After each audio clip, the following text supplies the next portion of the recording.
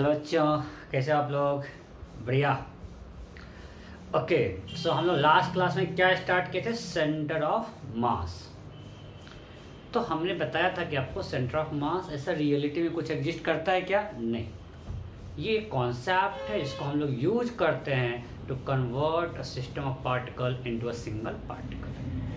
हम देखें कैसे सेंटर ऑफ मास निकालना है, सेंटर ऑफ मास और ग्रेविटी में क्या डिफरेंस है, और लास्ट में हम लोग पढ़े थे centre of mass of continuous mass distributed distribution. Means हमारे पास एक कोई बॉडी है तो उसका सेंटर ऑफ मास कैसे निकालेंगे। और मैंने आपको एक होमवर्क दिया था। होमवर्क क्या था? We have a uniformly distributed half disc, right?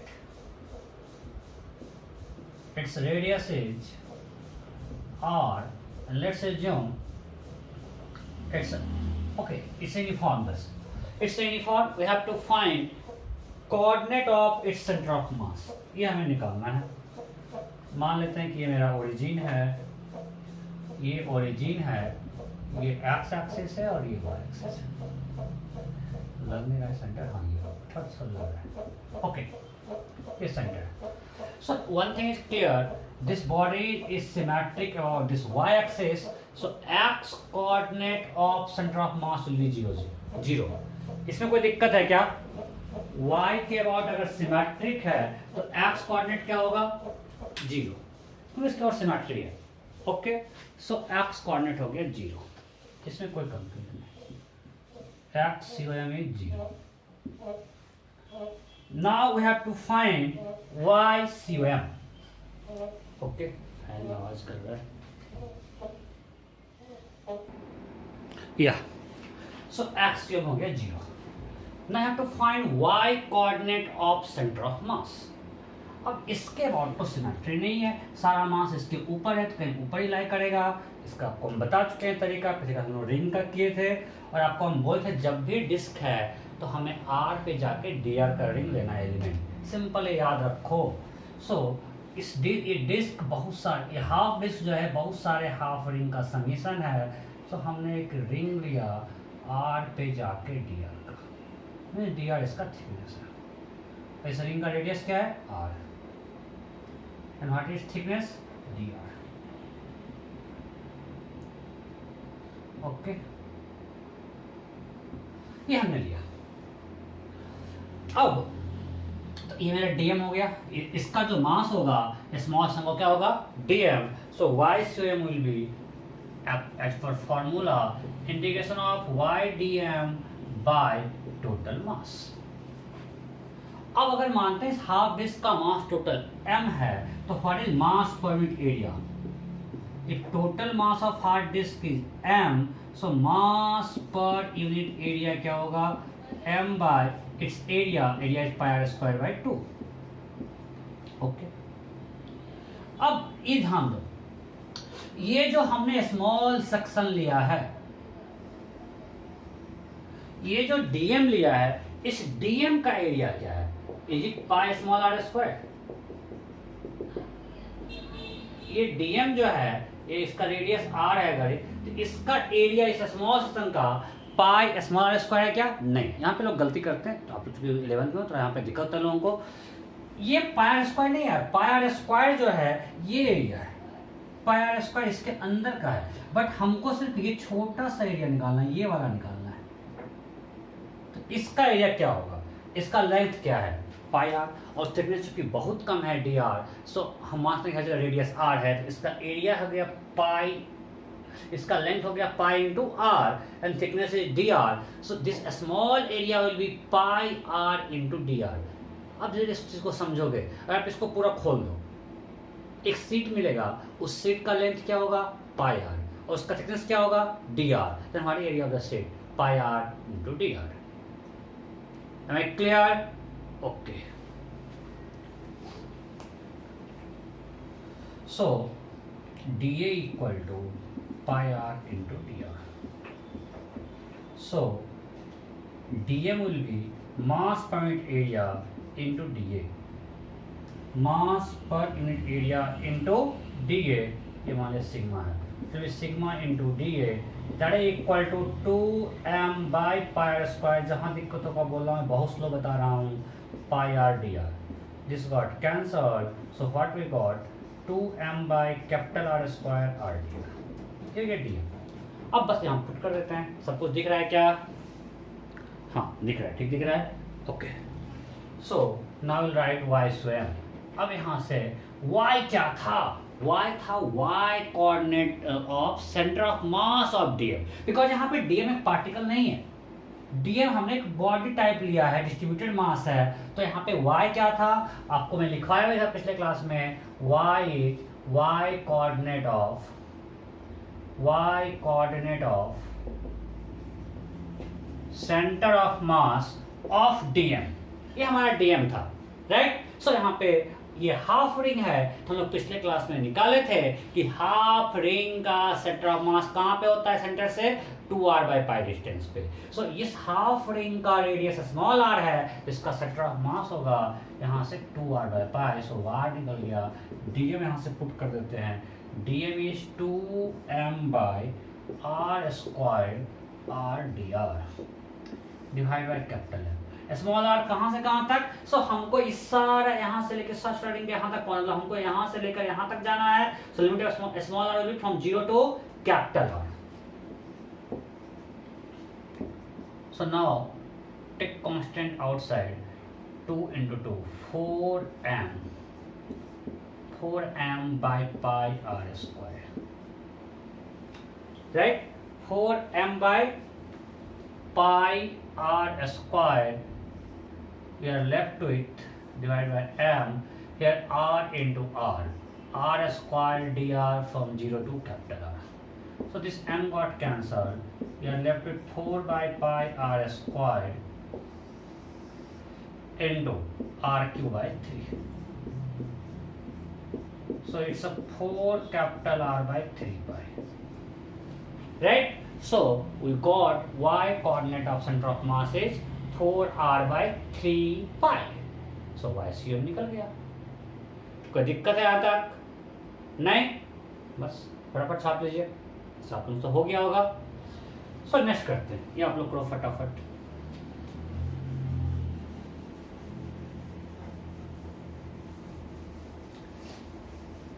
चलो अगर आप सीख गए हो तो एक ट्राई करते हैं.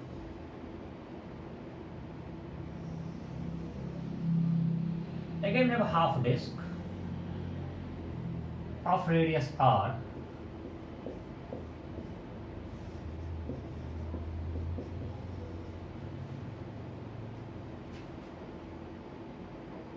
But only thing is now mass distribution is non-uniform. आपको हम रॉड के लिए करवाए थे ना, वो चीज हाफ डिस्क में है कि अब मास डिस्ट्रीब्यूशन जो है वो नॉन यूनिफॉर्म है.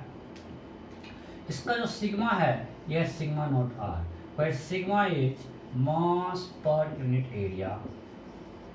Sigma naught is constant and r is distance of point from centre. Centre से डिस्टेंस मतलब जैसे से सेंटर से दूर जा रहे हैं मास पर यूनिट लेंथ क्या हो रहा है? बढ़ रहा है. बस मास पर यूनिट एरिया बढ़ रहा है. Then you have to find coordinate of centre of mass. Find coordinate of centre of mass. चलो ऑप्शन देते हैं. Option A 0,4r by 3 pi. Option B 0,8r by 3 pi. Option 0,3r by 2 pi. Option D 0,8r by 5 pi. Option E. You have to find coordinate of center of mass. हो गया. चलो अब मैं करता हूं. सो अब यूनिफॉर्म नहीं है, कोई बात नहीं है. फॉर्मूला तो मेरा वही रहेगा. मेथड भी सेम रहेगा। अगर हाफ डिस्क है या डिस्क है, हमें आर पे जाकर डी आर का एलिमेंट लेना है। सो हम यहाँ से आर डिस्टेंस पे गए और एक स्मॉल हाफ रिंग लिए, स्मॉल थिकनेस का, और thickness d r and radius is r. सब कुछ बिल्कुल सेम है। अभी आपको सिखाए हैं इसका डी ए क्या होगा, pi R D r. Okay, so d m क्या होगा, sigma into D A. Okay, sigma sigma naught r, pi R D r, कोई दिक्कत नहीं। अब सिंपल फॉर्मूला लगाते हैं, y c o m equal to, अभी भी एक्स सी एम क्या होगा, जीरो ही होगा।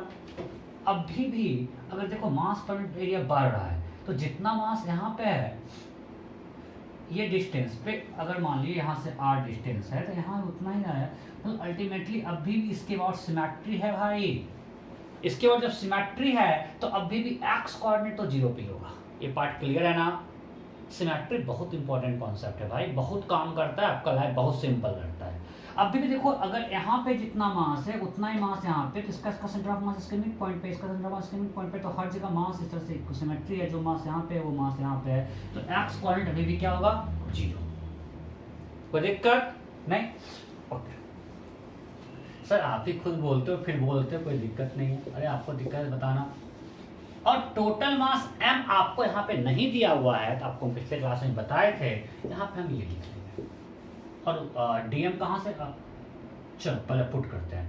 y यहाँ पे y से again 2r by pi, DM क्या है, sigma note r pi r dr divide by integration of DM sigma note r pi r dr। r कहाँ से कहाँ तक ये सब बताने की जरूरत नहीं है, सब बता चुके हैं। बस अब इसको मैथ से सॉल्व करना है, करते हैं। कांस्टेंट को बाहर लो, इधर इसको मिटा देंगे आप लोग लिख लिए होगे।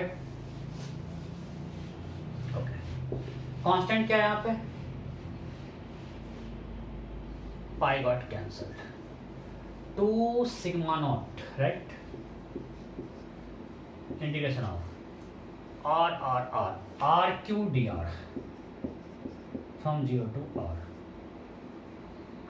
divided by, ये क्या है बोलो, constant sigma not pi r square dr 0 to r। ठीक है, okay, sigma not got cancel. R cube का integration r4/4, so it is 2 into capital R4/4 divided by this pi into r3/3, that is equal to r4/2 pi into 3/r3. So this got cancelled, we are left with 3r/2 pi। अच्छा सोच के बताओ, अभी 4r/3 pi पहले आया था, उससे बड़ा या छोटा y का वैल्यू, बड़ा, क्योंकि अब मास ऊपर ज्यादा है। देखो 4/3 था, ये 3/2 है, तो सही तो है, बड़ा तो है, लॉजिकली सही है। क्लियर, कोई डाउट नहीं, तो आगे बढ़ते हैं। तो देखो अब ऐसा बहुत सारा कर सकते हैं आपके लिए, अब भी ज़्यादा नहीं है, अब मैं आपको रिजर्वेशन नहीं कराता हूँ, आप बोर हो जाओगे। अब कुछ रिजल्ट्स हैं जो आपको याद रखना है। क्या क्या याद रखना, सेंटर ऑफ मास, जितने भी सिमेट्रिक बॉडी है, मान लीजिए फुल डिस्क, रिंग, सब यूनिफॉर्म है, जितना बड़े में सब क्या है, यूनिफॉर्म। या स्क्वायर प्लेट या स्क्वायर रिंग, जो भी हो, स्क्वायर प्लेट, रेक्टेंगुलर प्लेट,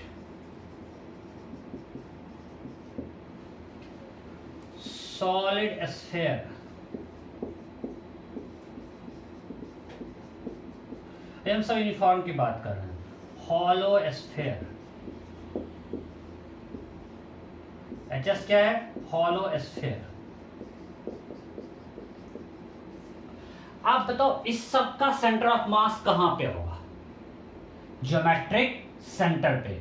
इस सब का सेंटर ऑफ मास होगा ज्योमेट्रिक सेंटर पे, सबका। ये जितने भी आपको मैंने शेप दिखाया है सबका centre of mass geometric centre पे है। क्यों? क्योंकि उसके अबाउट बाबू सिमेट्री है, और जब भी सिमेट्री है तो आपको हम बोल चुके हैं कि हर तरफ मास क्या है? सेम। और जब सेम है मतलब सेंटर ऑफ मास जो वहीं पे होगा जहां इसके अबाउट सिमेट्री है। ठीक है? सो इसमें कोई दिक्कत नहीं है। अच्छा मुझे बताओ, इसमें मान लिए कि अभी ज्योमेट्रिक सेंटर पे, इसमें आपको अगर हम दे दें sigma equal to sigma naught r और फुल डिस्क है, अब बताओ इसका सेंटर ऑफ मास कहाँ होगा? मान ज्योमेट्रिक सेंटर है, ओ पे होगा या ए पे होगा या बी पे होगा या सी पे होगा या डी पे होगा, किस जोन में होगा? अब आपको हमने दे दिया sigma equal to sigma naught r, means sigma in mass point area. जैसे हम इससे दूर जा रहे हैं इसका मास पॉइंट एरिया बढ़ रहा है। रिलेशन दिया हुआ है, कुछ लोग गलती कर गए। कहाँ होगा? अब बताओ अभी भी, अच्छा हम इससे आर पे जा रहे हैं, मास बढ़ रहा है, तो मास इससे पूरे रिंग में बढ़ रहा है, अभी भी इसके अबाउट सिमेट्री है कि नहीं है यार? जितना मास इधर बढ़ा उतना ही मास इधर बढ़ा, अभी भी सिमेट्री है। और अगर सिमेट्री है तो अभी भी इस केस में भी इसका सेंटर ऑफ मास कहाँ पे होगा? यही ज्योमेट्रिक सेंटर पे होगा। Am I clear? अभी भी सिमेट्री है तो centre of mass geometric centre पे ही होगा। मैं बार बार डर रहा हूँ, इसलिए कभी कभी गड़बड़ हो जाता है ना। ओके ठीक है, चलो और कैमरा भी मुझे देखना पड़ता है कि सब कुछ ठीक चल रहा है कि नहीं। कोई दिक्कत नहीं, आगे बढ़ते हैं, आगे बढ़ते हैं, आगे आगे आगे आगे आगे।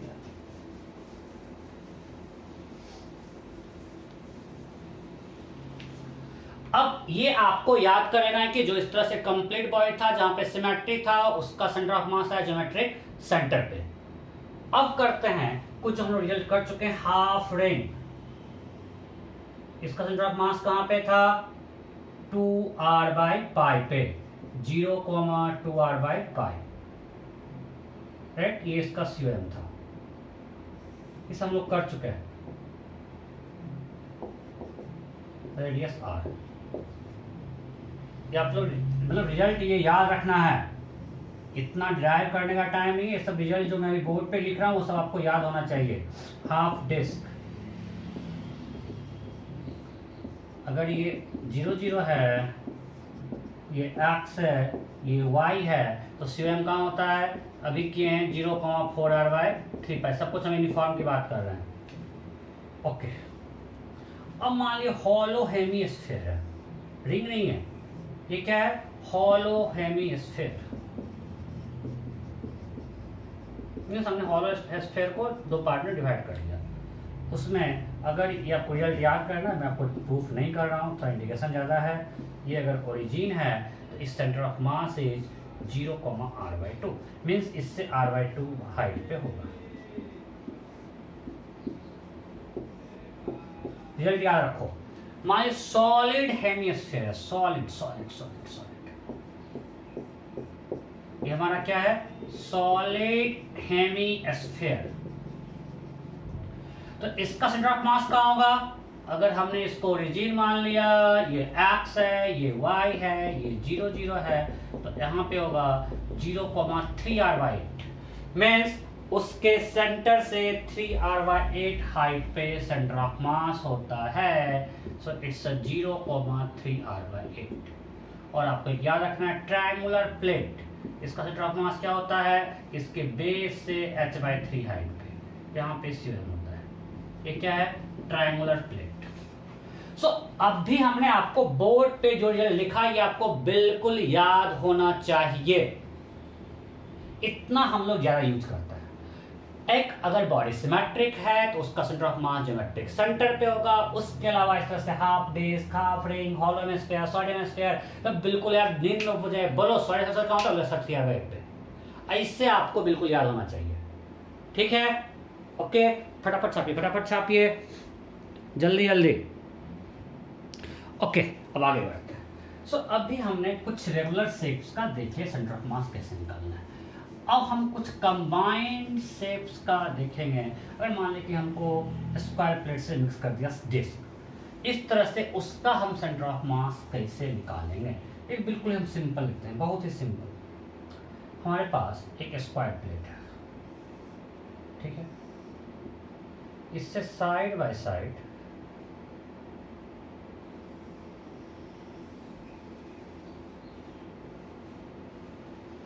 फिगर अच्छा नहीं बना।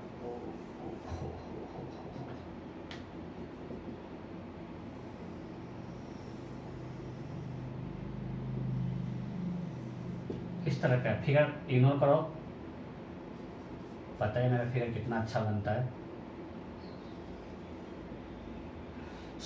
सिंपल, हमारे पास एक स्क्वायर प्लेट है, उसी मटेरियल का वैसा ही बिल्कुल इससे इसे ज्वाइंट है डिस्क, इस तरह से ऐसे, ठीक है। दोनों का सिग्मा क्या है, सेम, मास पॉइंट एरिया सेम है। अब ये ए है, ठीक, ये सेंटर है उसका, तो दिख रहा है कि इसका डायमीटर क्या है, ए। अब मान लेते हैं कि अगर मेरा ये ओरिजिन है, चलो ये मेरा एक्सिस है एक्स और ये है वाई। अब क्वेश्चन है, we have to find coordinate of centre of mass of this system. मतलब हमारे पास एक सिस्टम में स्क्वायर प्लेट है एंड फुल डिस्क है, दोनों का मास पॉइंट एरिया सेम है। We have to find coordinate of centre of mass of this system. Simple. अब हमारे पास दो बॉडी है। अब हमको पता है कि अगर हमको निकालना है एक्स थ्योरम या वाई थ्योरम, तो एक्स थ्योरम का फॉर्मूला क्या होता है, m1 x1 plus m2 x2 by m1 plus m2। और अभी तक हमने जो निकाला मेरा m1 m2 पार्टिकल था, बट अब ये बॉडी है। इस बॉडी को हम लोग पार्टिकल मास आते हैं, हम पहले भी देख चुके हैं। अगर हम इसका x1 इसके x सेंटर ऑफ मास का कोऑर्डिनेट लें, x2 इसके सेंटर ऑफ मास का x कोऑर्डिनेट लें, राइट। मतलब इस बॉडी को एक पार्टिकल ट्रीट कर सकते हैं, इसका पूरा मास इसके सेंटर ऑफ मास पे है। इस बॉडी को एक पार्टिकल ट्रीट कर सकते हैं, इसका पूरा मास इसके सेंटर ऑफ मास पे है। और जब दो पार्टिकल मिल गया, so we know how to find coordinate of centre of mass of two particle system, पिछले क्लास में पढ़े थे। So our aim is to convert these two body into these two particles. Okay, ये हमको तो आता है। इस स्क्वायर प्लेट का सेंटर ऑफ मास यहाँ पे है, ये तो 0 0 है, कोई दिक्कत नहीं, ये ओरिजिन है। अब इसका सेंटर ऑफ मास क्या होगा, इसके सेंटर पे, तो इसके सेंटर पे होगा, इसके सेंटर पे होगा, तो ये सेंटर से चूंकि ये पास हो रहा है, तो देखो ये पूरा ए है, तो ये a/2 है, ये a/2 है, ठीक है। तो सेम लाइन पे है, ये बिल्कुल सेम लाइन पे है, तो इसका एक्स कोऑर्डिनेट तो हो गया, सॉरी वाई कोऑर्डिनेट हो गया 0। एक्स कोऑर्डिनेट क्या होगा, ये कितना डिस्टेंस है a/2, ये कितना डिस्टेंस है a/2, तो हो जाएगा a,0। कोई दिक्कत, कोई दिक्कत? अरे हाय, इस स्क्वायर प्लेट का सेंटर ऑफ मास इसके सेंटर पे और इस डिस्क का सेंटर ऑफ मास इसके सेंटर पे यूनिफॉर्म है सब कुछ। तो इसका सेंटर ऑफ मास इसके सेंटर पे और क्वेश्चन है कि इसका सेंटर ओरिजिन है, तो हमको सिर्फ इसका कोऑर्डिनेट निकालना है। अब इस ये सेम एक्सिस पे लाई कर रहा है बिकॉज ये पूरा ए है, तो ये सेंटर इसका कहाँ होगा, a/2 पे, तो सेम लाइन में है। सो इसका एक्स वाई कोऑर्डिनेट क्या होगा, 0। एक्स कोऑर्डिनेट ये a/2, ये a/2, पोजीशन क्या हो जाएगा, a हो गया। तो ये तो निकल गया। अब लगा देते हैं m1 क्या होगा, दोनों का मास सेम होगा क्या, फंस जाते हैं यहीं पे लोग मास भी सेम कर देते हैं। अरे यार, मास पॉइंट एरिया सेम है, तो m1 will be equal to mass point area into area. So m1 will be equal to sigma into a square and m2 will be equal to sigma into pi a square. नहीं, थप्पड़ मार देंगे। a इसका diameter है भाई, a radius है, diameter, तो radius होगा a/2, तो sigma into pi a square by 4। Am I clear? Okay, so यहां तक कोई दिक्कत नहीं। तो अब लिखते हैं XCOF m1 x1 plus m2 x2 by m1 plus m2। कोई दिक्कत? सो सिग्मा एस हमने कॉमन ले लिया था। सो यहां से 0 प्लस, तो ये 0 ही है, तो इसको हम सिंपली काटते हैं, सिग्मा ए स्क्वायर को कैंसिल कर देते हैं, बचा क्या, pi A by 4 divide by 4 plus pi by 4 whole का, this got cancel, it's a pi by 4 plus pi. Calculation की जिम्मेवारी आपकी, अगर मैं कुछ कैलकुलेशन में मिस्टेक कर रहा हूँ वो आपकी जिम्मेवारी। कॉन्सेप्ट से इतना मुझे बताना है फिजिक्स, कि अगर इस तरह से दो बॉडी दिया हुआ है, आप दोनों बॉडी का सेंटर ऑफ मास निकाल लो और फिर फॉर्मूला अप्लाई कर दो। बड़ी वाइस वे, दोनों 0 0 है। अरे वाइस यो में इसका भी y कोऑर्डिनेट 0, इसका भी y कोऑर्डिनेट 0, तो इसका भी सेंटर ऑफ, इसका सेंटर ऑफ मास का भी y कोऑर्डिनेट क्या होगा, 0 ही होगा। अरे यार y COM इक्वल टू कुछ भी पूछते हो सर, कैसे 0 हो गया भाइयों? ये m1 कुछ भी हो into 0 plus m2 into 0 by m1 plus m2, that will be 0 by something, it will be equal to 0. So what is y स्वयं 0, x स्वयं निकालिए, कोई दिक्कत नहीं। so आगे अब आपको करना है, नेक्स्ट कौन करेगा, आप लोग, ठीक है? आगे बढ़ते हैं, फटाफट छापो, फटाफट छापो। सो नेक्स्ट क्वेश्चन देता हूँ, आप लोग कीजिए। बहुत ही सिंपल है, कुछ है ही नहीं, इससे आसान कुछ हो सकता है क्या? कुछ नहीं हो सकता, क्या फिजिक्स है। फटाफट करते जाइए, अब 2-3 क्वेश्चन करते हैं, फटाफट कर। चलो बिल्कुल सेट रहता है कि हमारे पास एक स्क्वायर प्लेट है, इसके ऊपर एक हाफ डिस्क है, इसके ऊपर क्या है, एक हाफ डिस्क। ओके, पूरा यूनिफॉर्म बॉडी है, मतलब ये पूरा एक शेप है जो कि यूनिफॉर्म है, ये हाफ डिस्क है, लगेगा मान लेना हाफ डिस्क, ठीक? चलो ये मानते मेरा ओरिजिन है, ये हमारा ओरिजिन है। Then question is find coordinate of centre of mass. Option देंगे इसमें, हिंट हो जाएगा। चलो फटाफट करो, find coordinate of centre of mass, ये हमारा y एक्सिस है। Find coordinate of centre of mass, square of side A, ये हाफ डिस्क है। You have to find coordinate of center of mass, फटाफट फटाफट। हो गया क्या? नहीं? चलो अब मैं करता हूं, हो गया। फिर से आप पास, अब देखो हमको इस शेप का नहीं पता, हमने जो पढ़ा स्क्वायर प्लेट का पढ़ा, हाफ डिस्क का पढ़ा। अगर इसका निकालने इंडिकेशन करने में पैसा नहीं छोड़ देगा, उससे आसान है कि हम दो किस तरह से हम इसको रेगुलर शेप में इसको ब्रेक कर सकते हैं। तो ये स्क्वायर प्लस हाफ डिस्क है, तो सिंपल स्क्वायर का कहां पे होगा, इसके सेंटर पे। इसका कोऑर्डिनेट क्या होगा, a/2,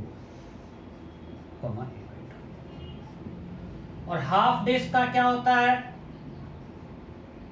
आपको पता है कि इसका इसके इससे 4a/3 पाई ऊपर, 4r/3 पाई ऊपर, राइट, 4r/3 पाई ऊपर। तो अब पहले बताओ, अगर इसका डायमीटर a है तो व्हाट इज रेडियस, इसका रेडियस क्या होगा, a/2।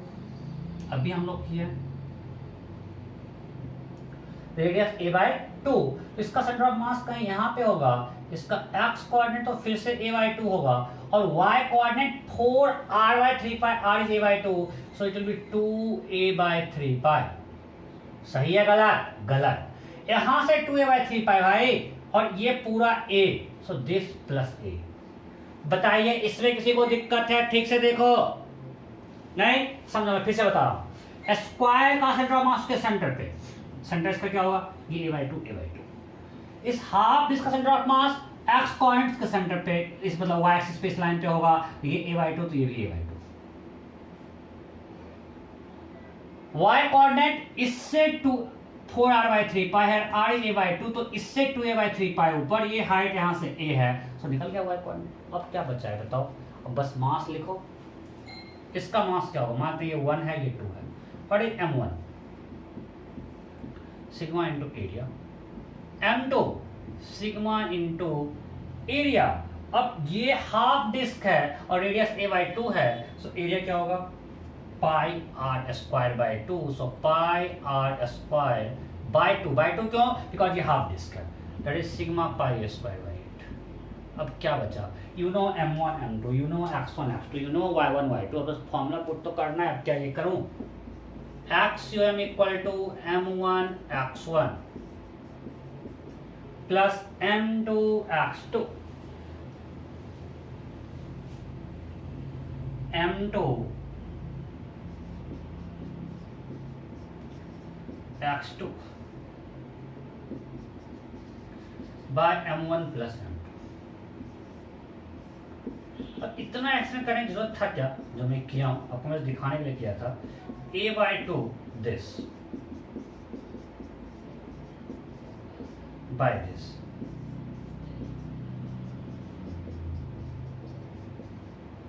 कट तो गया।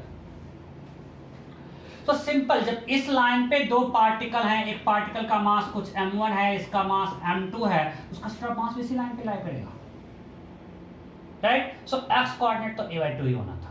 y स्वयं बस अब पुट करो, मैं पुट नहीं करूंगा, आपको क्या पुट करना है, m1 y1 सब पता है आपको, m2 y2 bye m1 plus m2 खुद से कर लो, बस फॉर्मूला में वैल्यू पुट कर दो, y1 a/2, y2 a plus 2a/3, that's it, m1 m2 आपको दिया हुआ है, क्लियर। सो नेक्स्ट क्वेश्चन,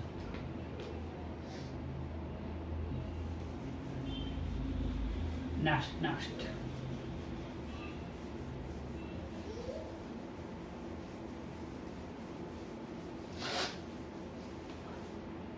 ध्यान दीजिए, बिल्कुल सेम टाइप, एक और प्रैक्टिस के लिए। चलो इसके ऊपर हमने एक इक्विलैटरल ट्रायंगुलर प्लेट डाल दिया, इक्विलैटरल,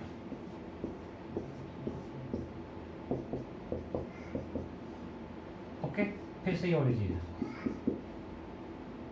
इसका साइड ए यूनिफॉर्म है, it's uniform plate of this shape, uniform plate. Then question is find coordinate of center of mass. Find coordinate of center of mass.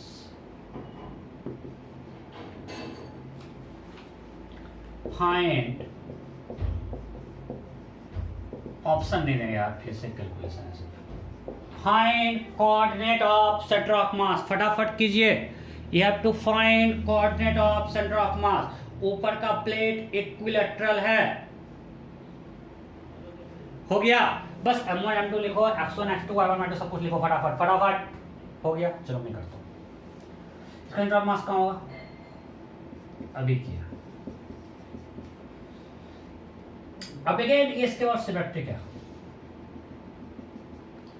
तो इसका भी x कोऑर्डिनेट तो a/2 होगा, y coordinate यहां से h/3, right, यहां से h/3, ओके। सो अगर हम h/3 की बात करें तो यहां पे h कितना होगा भाई, सो ट्रायंगल इक्विलैटरल है, साइड a है, सो ये a ड्रॉ के परपेंडिकुलर, ये a/2, so this is h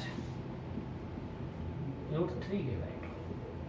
Am I clear? So h जब निकल गया तो h/3 होगा a/2 √3। तो सेंटर ऑफ मास यहां से a/2 √3, so that will be equal to a/2 √3. This coordinate y coordinate will be a/2 √3 plus a.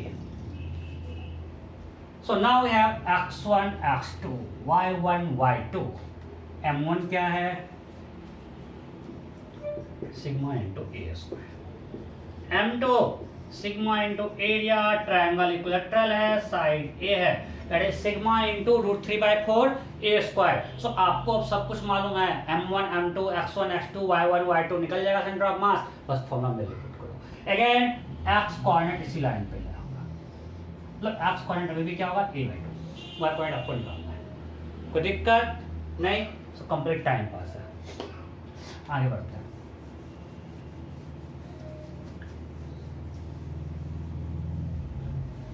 आगे बढ़ते हैं। नेक्स्ट टॉपिक है centre of mass of body having cavity. अब आपको हम फर्स्ट टाइम में कॉन्सेप्ट पढ़ाएंगे और आगे बहुत बार यूज होगा। कब होगा? रोटेशन मोमेंट ऑफ इनर्शिया निकालने में। फिर आगे कब आएगा? इलेक्ट्रोस्टैटिक्स में, इलेक्ट्रिक फील्ड निकालने में। फिर कब आएगा? मैग्नेटिज्म में, मैग्नेटिक फील्ड निकालने में। तो कैविटी कॉन्सेप्ट हम अभी पढ़ेंगे। तो पहले सिंपल करते हैं कि हमारे पास, ये मैं आपके लिए करता हूं कि मान लेते हैं कि ऐसा कोई डिस्क है, ये डिस्क मटेरियल सिर्फ यहां पे है, ठीक है। And let's assume its inner radius is a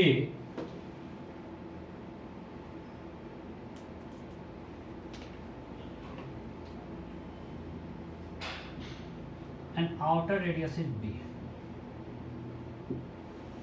मतलब, और यहाँ पे ये यूनिफॉर्मली डिस्ट्रीब्यूटेड है मास।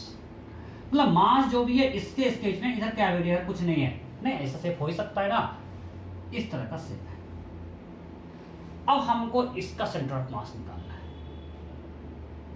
दो तरीका, एक जो हम लोग किए हैं उससे करते हैं। पहले बेसिक इंटीग्रेशन क्या करेंगे? हाफ डिस्क, ये मान लेते हैं मेरा एक्स एक्सिस है, ये वाई एक्सिस। सो अभी भी इसके बाद सिमेट्रिक है तो एक्स कोऑर्डिनेट तो ओरिजिन ही होगा, मतलब जीरो ही होगा, राइट। सेंटर ऑफ मास कभी इसी लाइन पे लाई करेगा, वाई एक्सिस पे। अभी भी एक्स कोऑर्डिनेट क्या होगा? जीरो। क्यों? इसके बाद सिमेट्री तो है, सिमेट्री से बोल रहे हैं जितना मास इधर है उतना ही मास इधर है। ओके, अब हमको वाई कोऑर्डिनेट निकालना है। सो बेसिक से हम जैसे करते थे, आर पे जाके एक डी आर का एलिमेंट लेंगे। आज ही तो किए हैं भाई, आर पे जाके डी आर का element.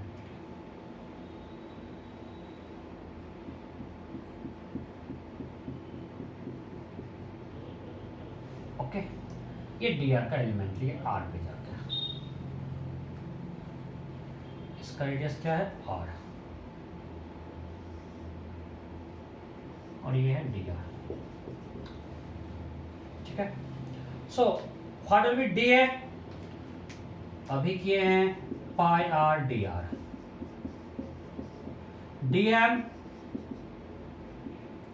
Sigma into D A. चलो इसी बात है, बाद से हम पुट करेंगे sigma pi R D R. तो मान इसका मास m है, इसका मास क्या है? m। तो सिग्मा क्या होगा? अगर इसका मास m है, टोटल मास क्या है? m। जैसे m कट जाएगा, सब जरूरत नहीं है। टोटल मास मान लिए m था। जो हमने बॉडी दिया उस बॉडी का मास कितना है? m। इस बॉडी का एरिया क्या है भाई? पूरा एरिया है पाई बी स्क्वायर बाई 2। उसमें से पाई ए स्क्वायर एरिया बाई 2 में, पाई ए स्क्वायर बाई 2 एरिया में कोई मास नहीं है, समझो। ये पूरा था पाई बी स्क्वायर बाई 2।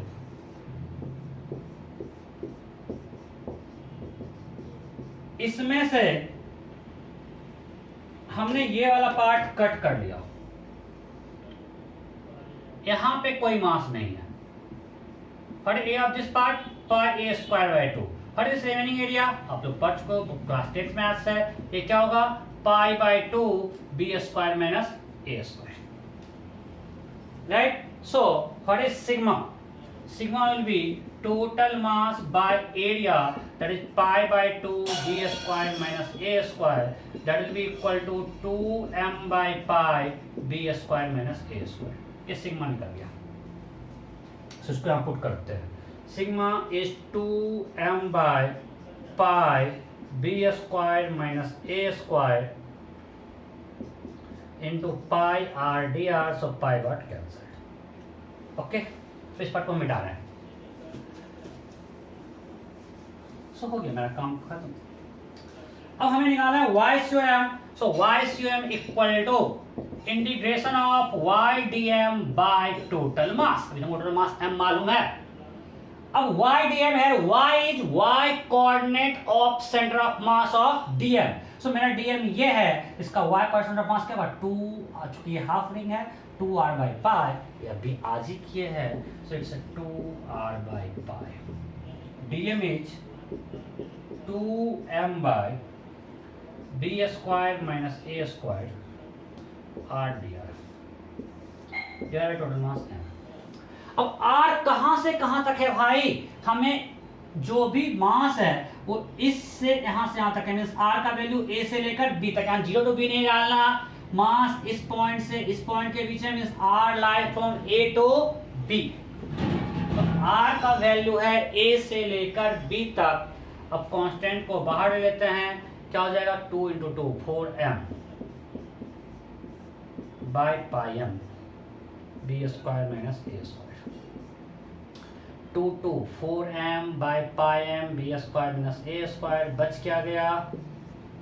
बच गया r square dr. कैलकुलेशन की जिम्मेवारी किसकी? बच्चों की. 4 by pi b square minus a square.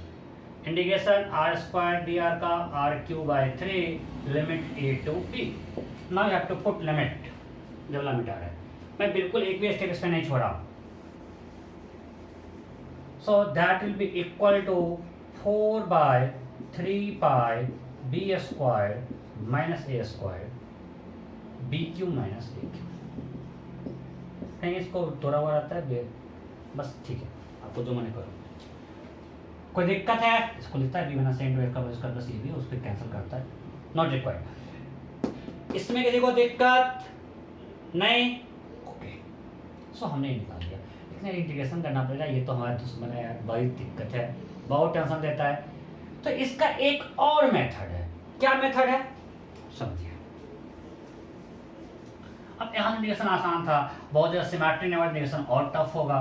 तो क्या करेंगे, कैसे इस क्वेश्चन को सॉल्व करना है, सो बताता हूँ मैं कैसे सॉल्व करें. देखिए, अच्छा, इसको हमको पूरे डिस्क का पता है, हमको इस तरह के शेप का नहीं पता है, बट हमें पूरे डिस्क का पता है. इसको हम लिख सकते हैं ऐसा क्या कि यहाँ पे एक पूरा डिस्क है जिसका रेडियस b है,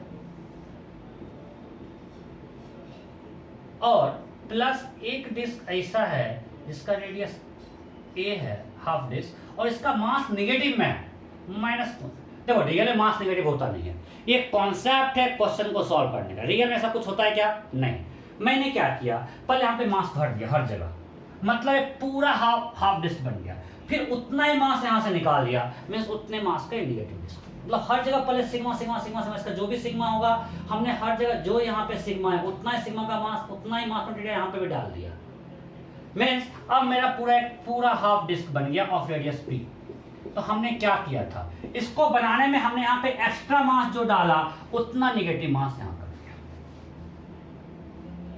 मतलब अगर इसका मास एरिया सिग्मा है तो हमने यहाँ पे कितना मास, इसका मास कितना होगा sigma into pi b square by 2, और इसका मास कितना होगा minus sigma into pi square.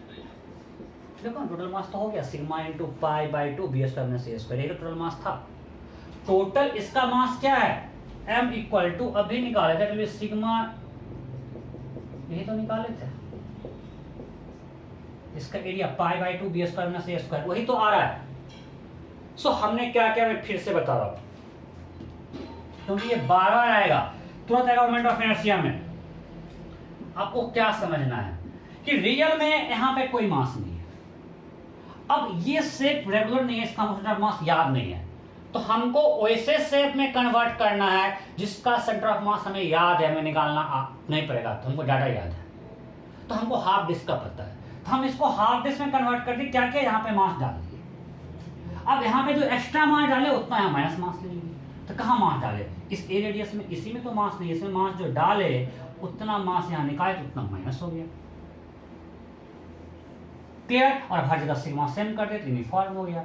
अब तो आसान है, हमारे पास दो बॉडी है, अभी सीखे हैं. इसका सेंटर ऑफ मास निकाल लो, इसका सेंटर ऑफ मास निकाल लो, फिर लगा दो m1 y1 plus m2 y2 by m1 plus m2. S point हमको पता है 0 ही होना है, y पॉइंट निकालना है. तो इसका y कोऑर्डिनेट क्या होगा बोलो सेंटर ऑफ मास का, x coordinate 0, y coordinate 4b/3π है ना, 4r/3π, सो 4b/3π। इसका y कोऑर्डिनेट, इसका सेंटर ऑफ मास का coordinate x coordinate 0, y coordinate 4a/3π। सो हमको अब हमारे पास एक तरह से दो पार्टिकल्स है, दोनों का COM पता है। We have to find centre of mass of combined system because this is equivalent to this plus this. So चलो करते हैं। y COM equal to m1 is this, m2 negative में है, ध्यान देना, m1 sigma pi b²/2 into y1 plus m2 this y2 this divided by m1 plus m2 this। कोई दिक्कत नहीं, तो इसको सॉल्व करते हैं। सिग्मा π/2 कॉमन, ये पाई तो कैंसिल हो गया, चलो सिग्मा बाई 2 कॉमन लेते हैं, तो क्या बचेगा, 4b कॉमन आ जाएगा, 4b कॉमन, तो क्या बचा, सिग्मा 4/2, सिग्मा इंटू 4/2 कॉमन लिया, बचा bq/3 माइनस aq/3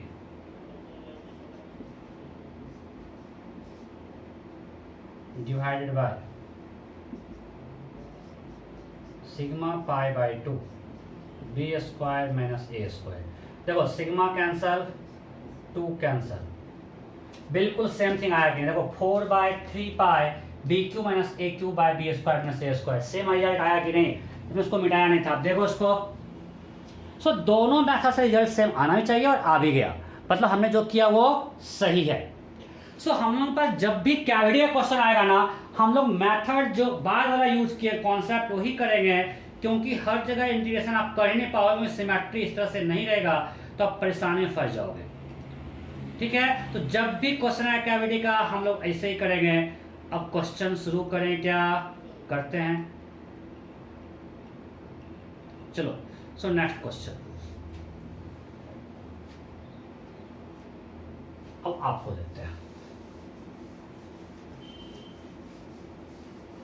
और इसका एक्स कोऑर्डिनेट पता था 0 पे होगा, सॉरी y निकल गया।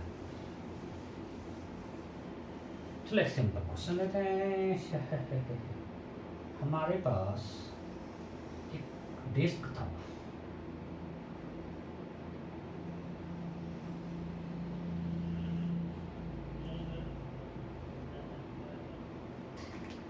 डिस्क का रेडियस क्या है, 2r,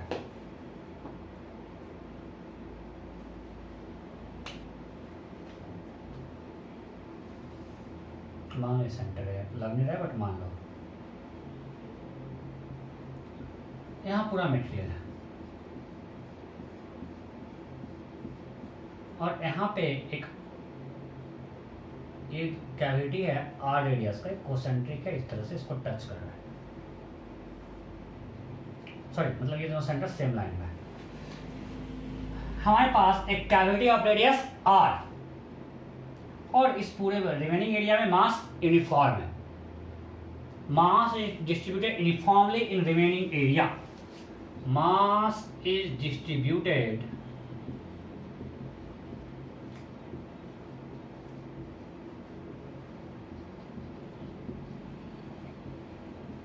uniformly in remaining area।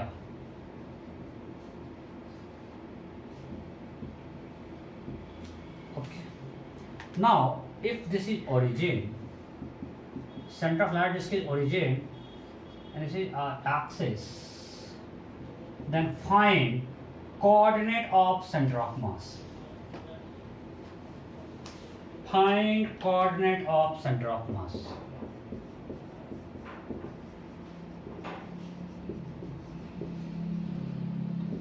Option A,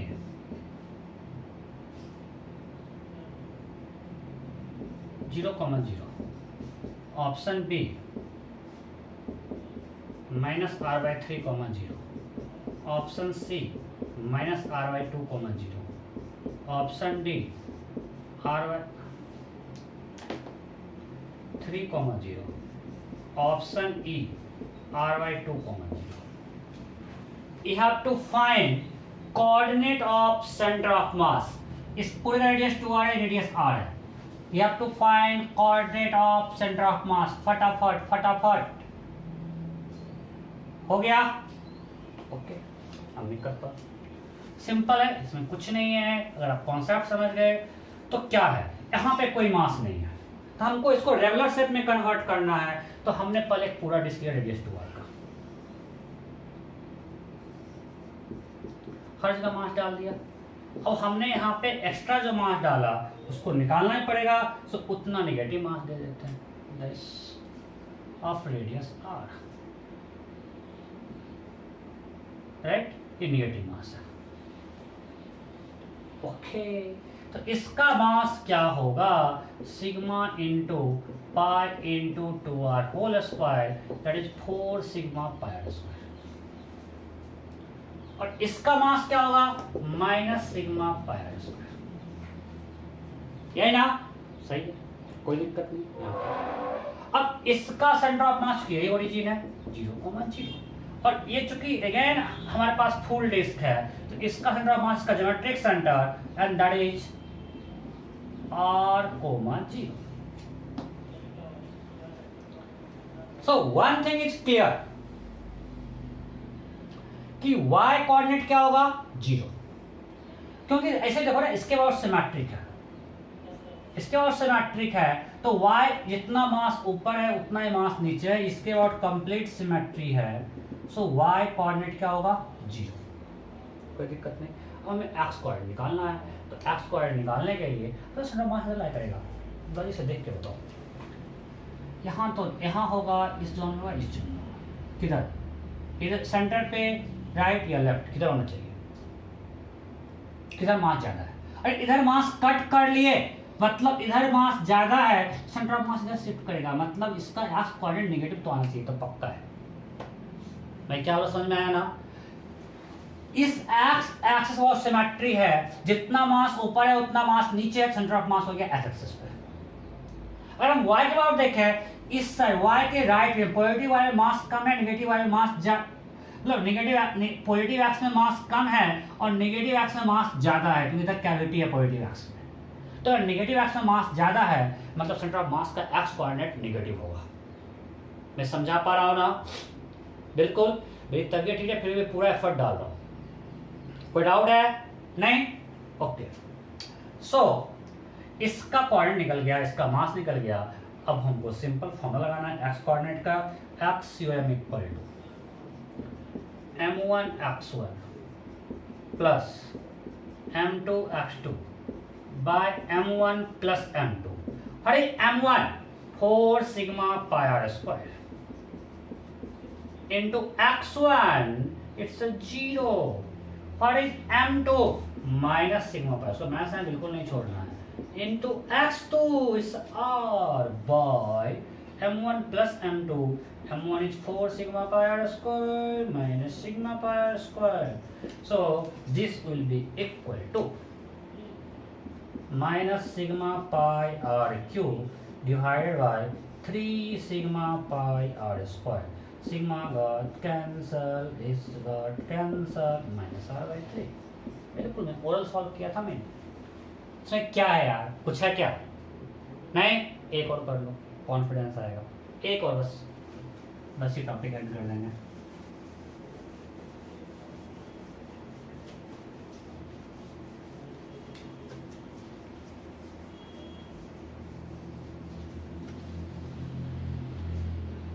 let's assume we have a square plate. चलिए होमवर्क करते हैं, क्वेश्चन करना थोड़ा सा. और इससे अंदर हमने एक ऐसा कैविटी कट कर दिया. ये स्क्वायर का सेंटर है,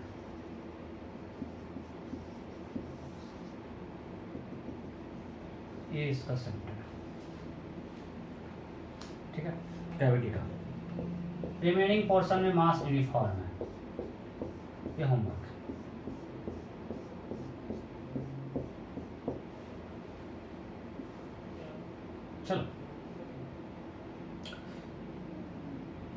मानते हैं ओरिजिन, ठीक है। देन क्वेश्चन इज टफ करें, ये origin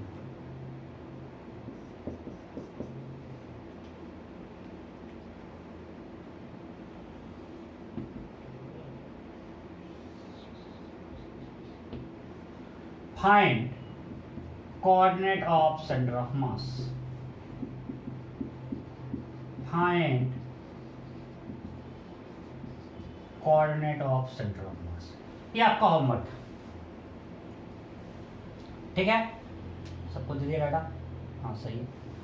mass is distributed uniformly in remaining portion, then you have to find coordinate of centre of mass. Okay,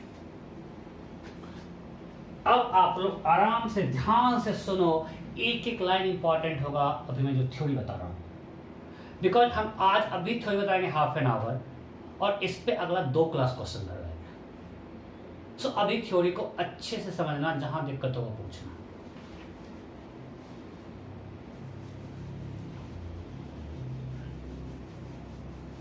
ठीक है, क्वेश्चन बहुत करेंगे, हर टाइप क्वेश्चन करेंगे, आपको परेशान नहीं होना है। पहले थ्योरी को अच्छे से समझ लेना, क्योंकि थ्योरी में कोई कंफ्यूजन नहीं होना चाहिए। टॉपिक है motion of centre of mass.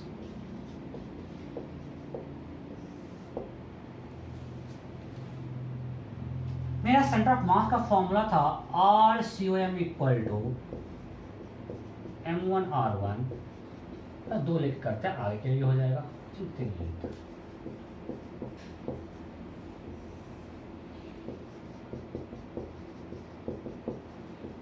यहाँ पे M1, M2, M3 पार्टिकल्स का मास था और R1, R2, R3 उस पार्टिकल का कोऑर्डिनेट था, ये पोजीशन था। यहाँ पे क्या था, R1, R2, R3 position for particle, and for a body it was position of centre of mass of that body having mass is M1, M2, M3। ये हम लोग कर चुके हैं, right. Now differentiate both side, differentiating both side.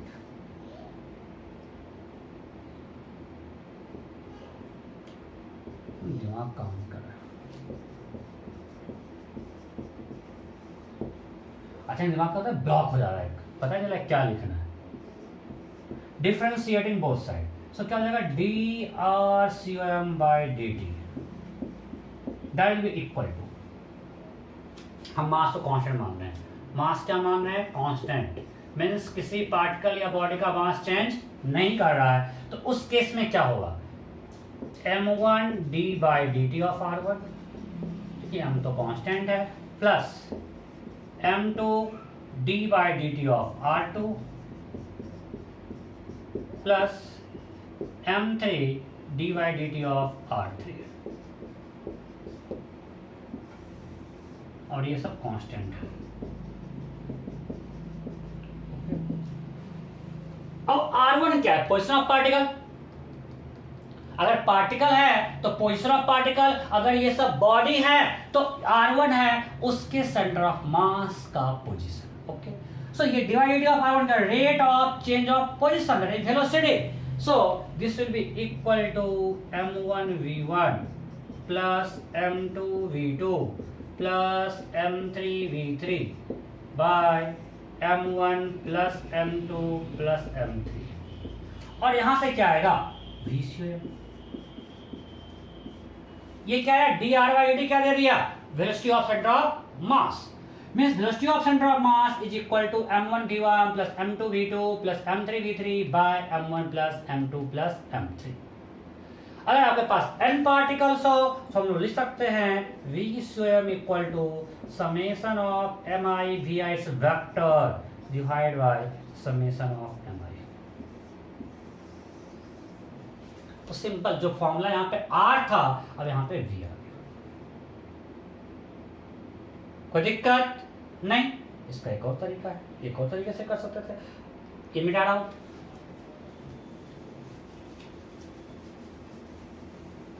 सो हमें मिला, और हमको ये पता है, क्या पता है कि XCOM होता है M1 X1 plus M2 X2 plus M3 X3 by M1 plus M2 plus M3। अगर इसको डिफ्रेंशिएट करेंगे तो क्या देगा, ये velocity of center of mass x coordinate. It will give x component of the center of mass. Means इसका x coordinate कैसे change करा है? That is x component of v square and that will be equal to m1 v1 its x component plus m2 v2 its x component plus m3 v3 its x component. Means m1 into x component of v1 plus m2 into x component of v1 plus m3 into x component of v3, that is equal to m1 plus m2 plus m3. Similarly, v square y component of v square will be m1 into y component of v1 plus m2 into y component of v2 plus m3 into y component of v3 divided by m1 plus m2 plus m3. Right? Z component of v square will be equal to m1 into z component of v1 plus m2 into z component of v2 plus m3 into z component of v3 divided by m1 plus m2 plus m3. एक तो हमने इसको differentiate किया, दूसरा अगर आपको पता है कि v स्वयं इक्वल टू क्या होगा, ये मिटाए मिटा रहा।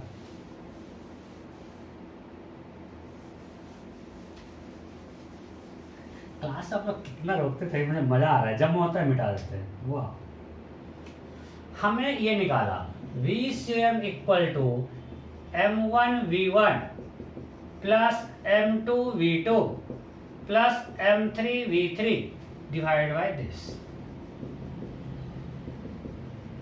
हमें ये पता है, ठीक है। अब हम क्या कर सकते हैं, v सेंटर ऑफ मास का वेलोसिटी है v स्क्वायर, इसका होगा x component, y component, z component. मतलब ये होगा v square, this velocity of centre of mass v square x I cap plus v square y component j cap plus v square z component k cap and that will be equal to, अब यहाँ पे डाल दो v1 का x component, v2 का y component, v3 का y component, फिर vector को जब इक्वल करेंगे सेम थिंग मिलेगा नहीं मिलेगा, मैं बस एक रख रहा हूँ m1 v1 x I cap plus v1 y j cap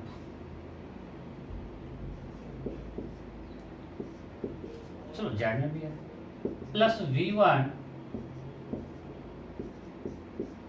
Z component के कैप। अरे वेलोसिटी फैक्टर मतलब ये ना, उसका वेलोसिटी का x component I cap, y component j cap, z component k cap. अब बस दो का लिखेंगे, थर्ड को छोड़ देंगे। m2 इसको हटा दो, लंबा बहुत आगे आप लोग समझ जाओगे। v2 y component j cap plus v2 z component k cap, this divided by m1 plus m2। अब बस I वाले को साथ कर लो और J वाले को एक साथ कर लो, फिर से वही मिल जाएगा यार, v COM x component equal to m1 v1 x plus m2 v2 x by m1 plus m। मिल तो रहा है। सो आपको जैसे करना है, अल्टीमेटली ये हमारा रिजल्ट है, v स्वयं equal to m1 v1 plus m2 v2 plus m3 v3 so by m1 plus m2 plus m3। So अब जब ये पता है तो हम x कंपोनेंट भी अलग अलग करके कर सकते हैं, y कंपोनेंट भी, z कंपोनेंट भी अलग अलग भी निकाल सकते हैं। क्लियर? ओके, आगे बढ़ते हैं।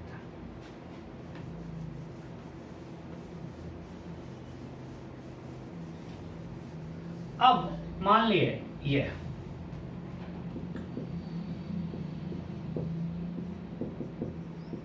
अब अगेन डिफरेंशिएटिंग बोथ साइड। अच्छा पहले यहां से लिखो, यहां से क्या मिलेगा हमको, v स्वयं इंटू m टोटल, ठीक है, total mass of the system that is equal to m1 v1 plus m2 v2 plus m3 v3। अब m1 v1 क्या है, मतलब पार्टिकल 1 का मोमेंटम, m2 v2 क्या है, पार्टिकल 2 का मोमेंटम, और m3 v3 क्या है, पार्टिकल 3 का मोमेंटम। मीन्स इधर जो राइट हैंड साइड में है वो सारे पार्टिकल के इंडिविजुअल लीनियर मोमेंटम का वेक्टर सम है। मीन्स मानते हैं पास एक सिस्टम है, उसमें पार्टिकल किधर जा रहा है, किधर जा रहा है, किधर जा रहा है।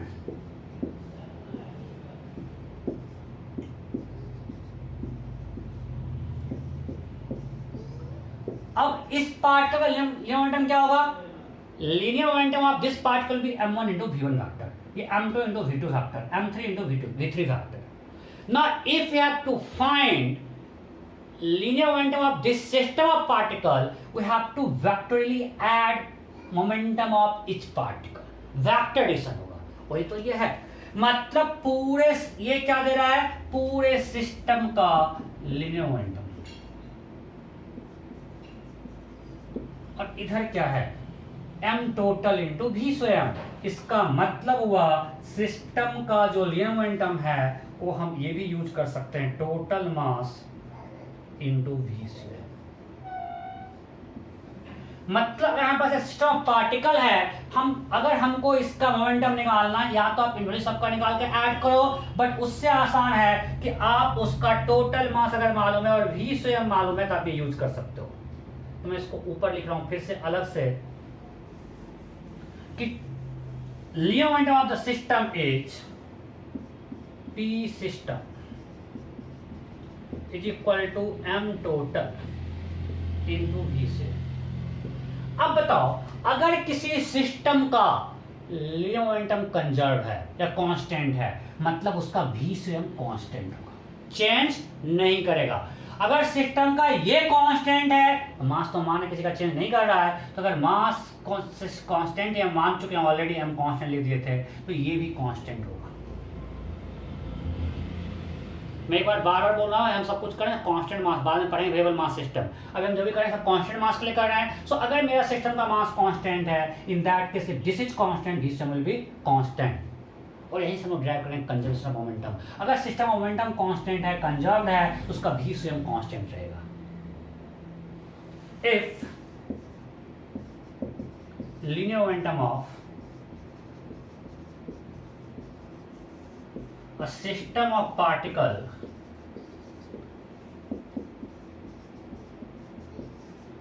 Is constant, it implies v स्वयं कांस्टेंट।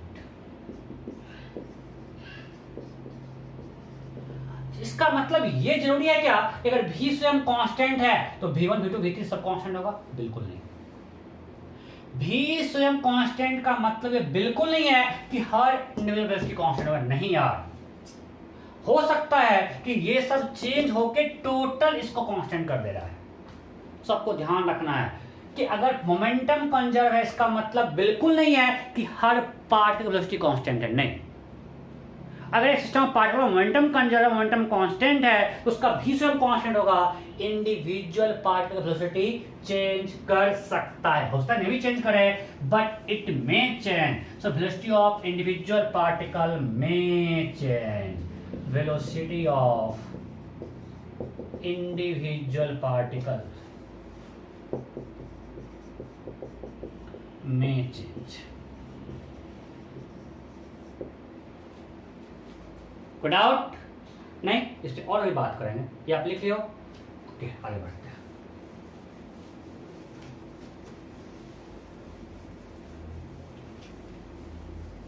सो अब तक हमने क्या क्या निकाल लिया, एक बार समराइज करते हैं। आर स्वयं equal to m1 r1 plus m2 r2 plus m3 r3 by 3 click कर रहा हूँ, plus m1 plus m2 plus m3, और आर स्वयं equal to summation of mi ri by summation of mi, where r स्वयं is position of centre of mass of system of particle, m1 m2 m3 is mass of each particle. फिर वहां से differentiate करके निकाला v स्वयं equal to m1 v1 plus m2 v2 plus m3 v3 by m1 plus m2 plus m3, means velocity of centre of mass is equal to summation of mi vi by m1 plus m2 plus m3, means summation of mi। Here everything in velocity vector form, v स्वयं vector है, v1 vector है, v2 vector है, v3 vector है। फिर वहां से फिर हमने निकाला कि सिस्टम का total momentum will be equal to m total into v स्वयं। सो अगर सिस्टम का मोमेंटम कांस्टेंट है, कंजर्व है, तो v स्वयं कांस्टेंट रहेगा। ठीक है, यहां तक कोई डाउट है? नहीं? बोलो कैमरा तुम ठीक हो? बिल्कुल ठीक है। आगे बढ़ते हैं। अब हमने निकाला बच्चों कि v स्वयं इक्वल टू, तो क्लास में तबियत ठीक हो जा रही है, m1v1 plus m2v2 plus m3v3 divided by m1 plus m2 plus m3। Now again differentiating both side.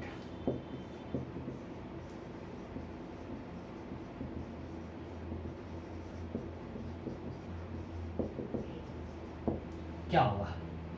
d by dt with respect to time v स्वयं equal to m1 d v1 by dt plus mass, फिर से मैं बार बार बोल रहा हूं, हम सब कुछ कांस्टेंट मास के लिए कर रहे हैं, plus m3 d by dt of v3 divided by this। so ये क्या हो देगा? a of CM, rate of change of center of mass, extension of center of mass, and that will be equal to m1a1 plus m2a2 plus m3a3 divided by,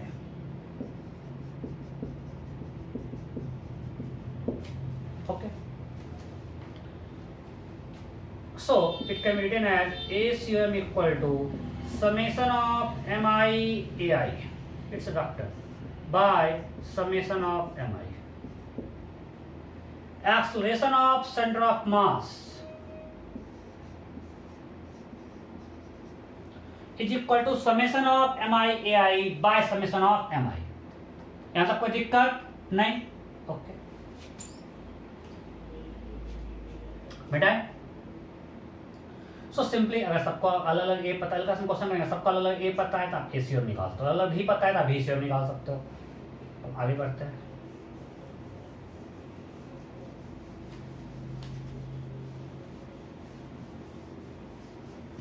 यहां से 40 सकते हैं, m1 plus m2 plus m3 into ACOM equal to m1 a1 plus m2 a2 plus m3 a3। ये क्या है? Total mass into action of centre of mass. अब m1 a1 क्या होगा? और इस सिस्टम का पार्टिकल का मास m1 सेक्शन a1 है, मतलब उस पर कितना फोर्स लग रहा है? F1। ये कितना है? F2, ये F3। समझो, एक पार्टिकल है, उसका एक्शन इधर है a1 और मास है m1, इसका एक्शन इधर है a2 और मास है m2, इसका एक्शन मान लीजिए इधर है a3 एंड मास है m3। सो ये आपको 3 पार्टिकल्स दिए हुए हैं। तो अगर इसका मास m1 है, एक्शन a1, इस पे कितना फोर्स लग रहा है? F1, m1 into F equal to m into a। For a particle हमको पता है, हम लोग पढ़ चुके हैं निलम में कि for a particle F is equal to m into a। so for this particle net force on this particle is m1 into a1, net force on this particle is m2 into a2, net force on this particle is m3 into a3। तो हमने हर particle के force को add कर दिया। अगर हम इस सबको ऐड करेंगे तो हमको पूरे सिस्टम पे नेट फोर्स मिल जाएगा, वेक्टर सम है। और एक पार्टिकल पे इधर लग रहा है F1, इधर लग रहा है F2, इधर लग रहा है F3, तो इस पूरे सिस्टम पे टोटल फोर्स क्या है? सिस्टम का total force will be vector sum of this each force, that is F1 plus F2 plus F3। So that is equal to F net, external force. यही तो है पूरे सिस्टम में total force. External क्या है? F1 plus F2 plus F3 जो लग रहा है, और this is equal to m total into ACOM। अब ये बहुत इंपॉर्टेंट रिजल्ट आया। क्या है मेरे पास? इसको यहां से लाए, एक और तरीका से ला सकते थे, उससे भी ला देते हैं। हमको क्या आया पहले, F net external equal to total mass into A square. मतलब समझो कि हमने जो F equal to M A पढ़ा था एक सिंगल पार्टिकल को, that can be applied for a system of particles. Only thing you have to consider action of centre of mass. मानिए कि बहुत सारे पार्टिकल इधर जा रहे हैं, इधर जा रहे हैं, इधर जा रहे हैं, इधर जा रहे हैं, सब पे हमको पता है फोर्स।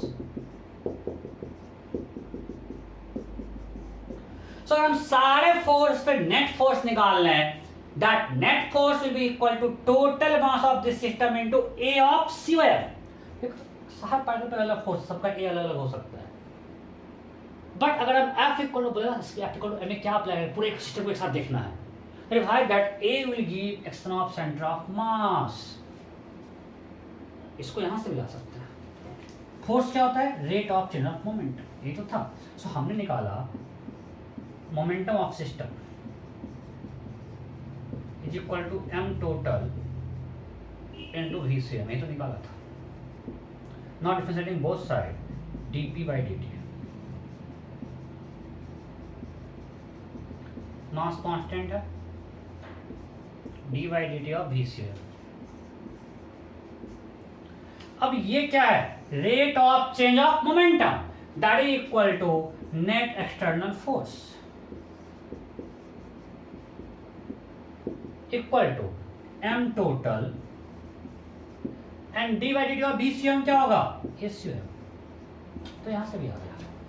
अगर हमने निकाल लिया कि सिस्टम का टोटल मोमेंटम क्या है, M total into V C M, so हमने दोनों तरफ डिफरेंशिएट कर दिया। सो व्हाट वी गॉट, ये सब बहुत गंदा दिख रहा है मुझे कैमरा के पीछे, मैं फिर से लिखता हूँ अच्छे से। आदत नहीं है, जब मैं पढ़ाने के मूड में होता हूँ तो सब सोचता ही नहीं क्या दिख रहा है, कैसा दिख रहा है, बस घिसते जाओ। m total into v c where, so again differentiating both sides respect to time will be dp by dt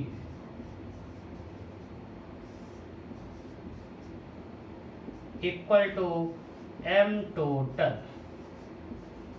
into d by dt of V C वेयर। अब यहां से क्या आएगा? Same thing. कोई दिक्कत नहीं? सो हमने एक इधर से ड्राइव किया था, एक यहां से आसानी से आ गया, कोई दिक्कत नहीं। तब तक हम क्या सीखे? यही तो काम कर रहा है कि हम सिस्टम ऑफ पार्टिकल्स को एक पार्टिकल में कन्वर्ट कर रहे हैं। हमारे पूरा मास सेंटर ऑफ मास पे रखा हुआ है, उसका मोमेंटम निकल गया, टोटल मास इंटू वीसीएम, उसका नेट फोर्स निकल गया, net force equal total mass into ACM. मतलब हर को सेंटर ऑफ मास का ले लें तो हम सिस्टम ऑफ पार्टिकल्स को एक पार्टिकल में कन्वर्ट कर पा रहे हैं, कोई दिक्कत नहीं। अब कुछ इसमें से क्वेश्चंस आते हैं, क्या क्या मैं आपको बता रहा हूं।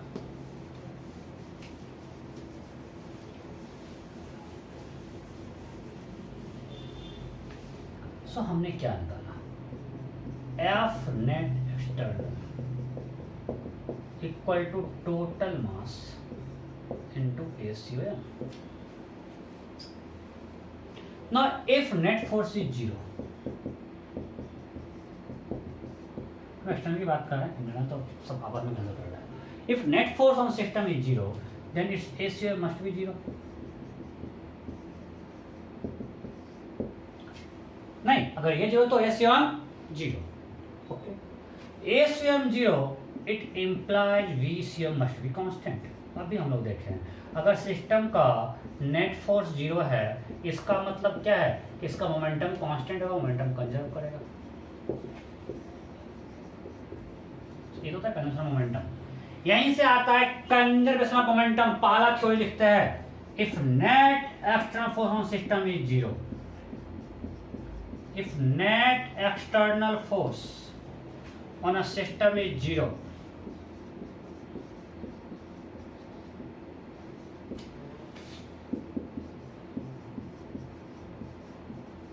then its linear momentum remains constant. Linear momentum remains constant.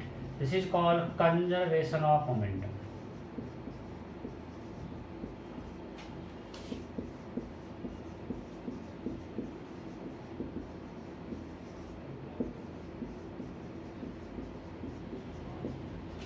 यहां से आ गया, मतलब जो हमने किया एक पार्टिकल के लिए वही चीज आ गया सिस्टम ऑफ पार्टिकल्स के लिए। अगर सिस्टम ऑफ पार्टिकल्स पे नेट एक्सटर्नल फोर्स 0 है तो उसका मोमेंटम कंजर्व होगा, कांस्टेंट होगा। कहां से? यहां से आ रहा है।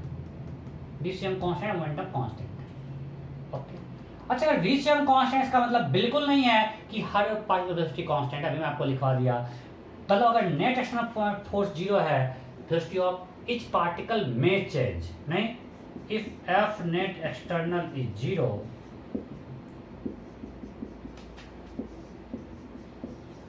velocity of each particle may change. Velocity of each particle may change. कोई दिक्कत? एक एग्जांपल होते हैं आपको।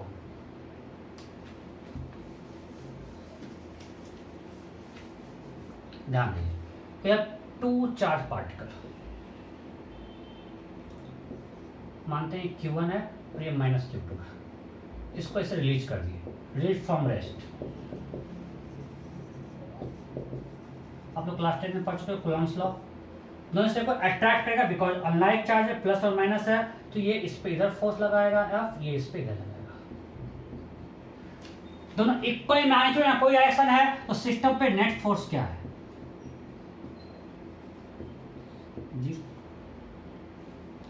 इस सिस्टम पर नेट फोर्स क्या है? 0, because forces are in equal magnitude and opposite in direction. तो इस सिस्टम पे नेट फोर्स 0 है, इसमें कोई दिक्कत नहीं। अगर नेट फोर्स 0 है, इसका मतलब है कि VCM should be constant, momentum will conserve, VCM will be constant. अगर VCM कांस्टेंट है, बट यहाँ बताओ पार्टिकल रेस्ट में क्या? नहीं, इधर मूव करेगा और इधर मूव करेगा, बिकॉज दोनों में अट्रैक्शन हो रहा है। ये रुका रहेगा क्या? बिल्कुल नहीं। अगर सरफेस फ्रिक्शनलेस है, they will move towards each other. तो इसका वेलोसिटी बढ़ रहा है, इसका वेलोसिटी बढ़ रहा है, स्पीड दोनों का बढ़ रहा है, but velocity of centre of mass constant है। मतलब VCM कांस्टेंट, इसका मतलब बिल्कुल नहीं कि हर पार्टिकल रेस्ट में, या ये सॉरी हर पार्टिकल का वेलोसिटी कांस्टेंट है, ये बिल्कुल नहीं है। इसका स्पीड बढ़ रहा है, इसका स्पीड बढ़ रहा है, बट VCM कांस्टेंट। अब ये चीज ध्यान रखना, VCM constant it doesn't imply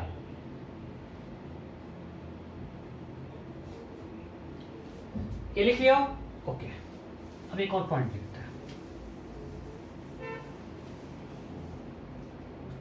point क्या लिखता है? इफ, यहां पे भी लोग कंफ्यूज करते हैं, if net external force on system is 0, it implies VCM constant, but it doesn't imply VCM 0। अरे भाई 0 क्यों होगा? कांस्टेंट है, constant can be anything. Although यहाँ पे VCM 0 बिकॉज इनिशियली 0 था, अभी भी 0 है, रेस्ट का रेस्ट में रहेगा, क्योंकि पहले वो जब दोनों रेस्ट में था तो V1 क्या था? इनिशियली V1 क्या था? 0। अगर हम U की बात करें, इनिशियली U दोनों को रिलीज किए, rest, release from rest, U1 भी 0, U2 भी 0, तो UCM क्या होगा इस केस में?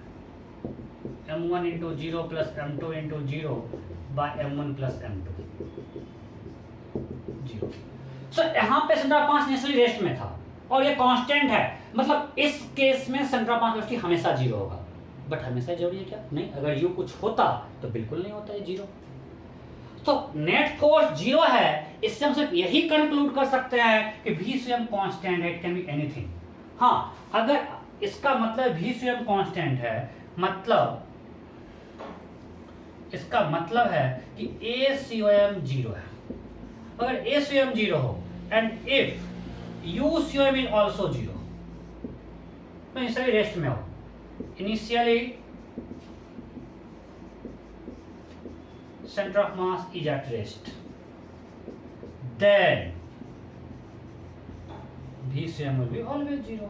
P को U प्लस एडिशन लगाओ, या इनिशियल 0 है, कांस्टेंट होना तो हमेशा 0 होगा।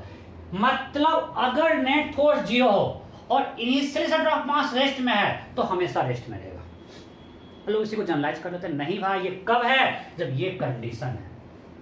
नेट फोर्स 0 से सिर्फ हम इतना बोल सकते हैं कि V स्वयं इज कांस्टेंट। मींस अगर सिस्टम पे नेट फोर्स 0 है, then we can say that centre of mass is moving with constant velocity.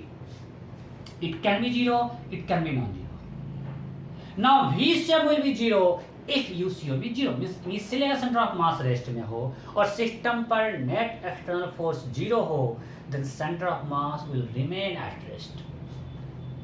अब लोग को कंफ्यूजन होता है कि यही होता है, क्योंकि मैक्सिमम क्वेश्चन आपको इससे मिलता है कि इनिशियली रेस्ट में होता है तो हमेशा रेस्ट में आपको दिख जाता है, बट ये जरूरी नहीं है। अगर इनिशियली रेस्ट में नहीं हो तो VCM will move with centre of mass will move with constant velocity. तो हम एक लाइन लिख लेते हैं फिर से।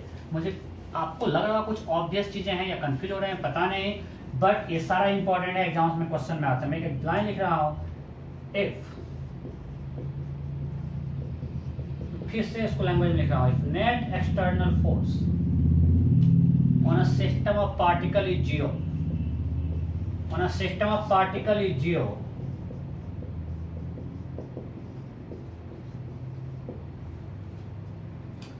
on a system of particle is 0 and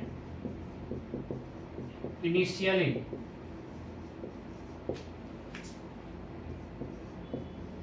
center of mass is at rest, then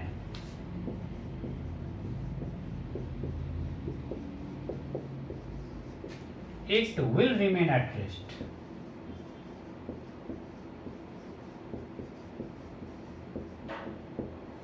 कोई दिक्कत? सो अगर सिस्टम पर नेट एक्सटर्नल फोर्स 0 हो और अगर इनिशियली, ये इंपॉर्टेंट है, इनिशियली वो रेस्ट में हो तभी वो रेस्ट में रहेगा। और यहाँ सिंपल होता है, इनिशियली 0 है, एक बार रेस्ट 0 है, हमेशा कांस्टेंट अगर होना है तो हमेशा 0 ही रहेगा, बिकॉज नेट फोर्स 0 है। आपको सब कुछ कोरिलेट कर पा रहे हो ना?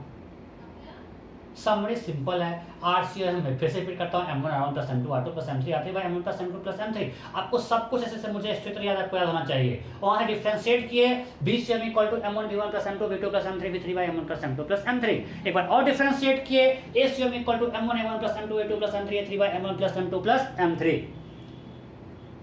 फिर हम वहां से निकाले कि total momentum of system of particle is m total into v स्वयं। फिर इसको डिफरेंशिएट किए तो वहां से निकला system net external for the system is equal to m into a स्वयं, total mass into external of centre of mass.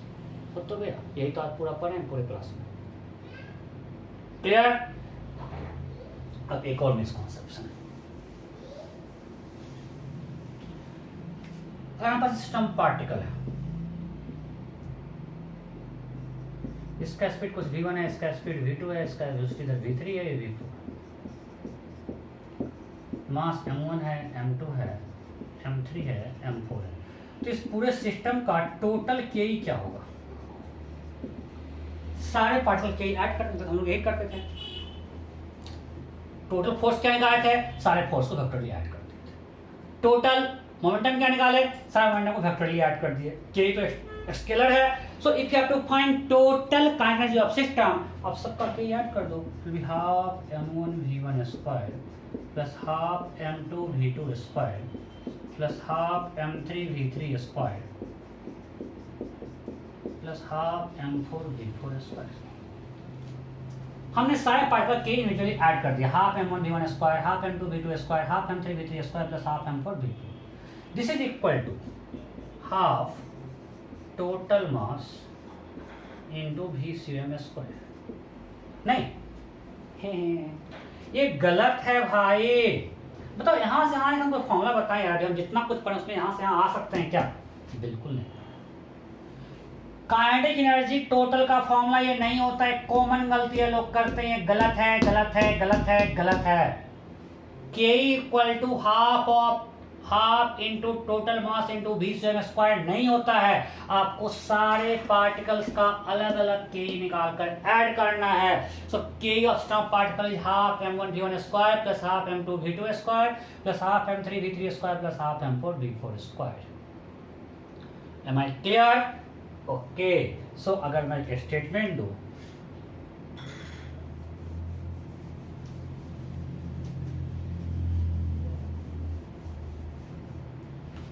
if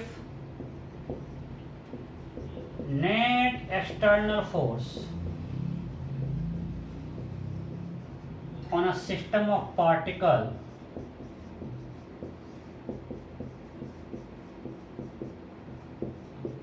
is 0, then its Ke remains constant. Then its Ke remains constant. True or false? ये question है कि अगर किसी system of particle पे net external force 0 है, then उसका kinetic energy constant रहेगा. True और फॉल्स? बस आज का लास्ट क्वेश्चन. आज हमने साथ छः करवा दिया. अगली क्लास से पूरा इस पर क्वेश्चन करना शुरू करेंगे. बेसिक से बिल्कुल शुरू करेंगे. आपको भी देंगे, VCO निकलवाएंगे, ए देंगे, ACO निकलवाएंगे, फिर आगे क्वेश्चन करेंगे. फंस गए? ये क्या है? फॉल्स. अरे हमें अभी बताया कि एफ नेट 0 है, तब भी V1 V2 ये सब चेंज कर सकता है. It may change. मैं आपको सिंपल एग्जांपल देता हूँ, यही वाला.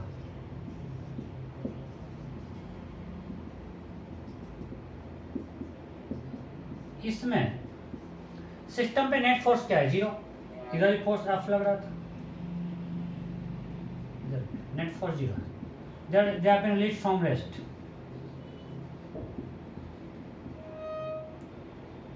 They have been released from rest.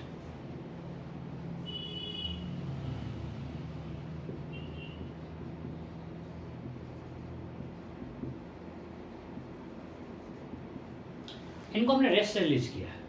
अब सिंपल देखो कि जब ये सिस्टम तरफ मूव करने का स्पीड बढ़ रहा है, और अगर सब दोनों का स्पीड बढ़ रहा है, मैं दोनों का के बढ़ रहा है, तो अल्टीमेटली सिस्टम का काइनेटिक एनर्जी इंक्रीज कर रहा है. तो यहाँ पे सिस्टम पे नेशनल फोर्स 0 है, बट के इंक्रीज कर रहा है. This statement is false. तो सिस्टम पे नेट एक्सटर्नल फोर्स 0 है, इसका मतलब बिल्कुल नहीं है कि उसका के कांस्टेंट रहेगा. क्लियर? और कभी भी के ऑफ सिस्टम पार्टिकल के लिए मत करना 1/2 into M total into V square. इसका कोई फॉर्मूला है ही नहीं. ओके, सो यहीं पे आज एंड करते हैं. अगले क्लास में क्वेश्चन सिर्फ क्वेश्चन होगा. Okay, bye bye.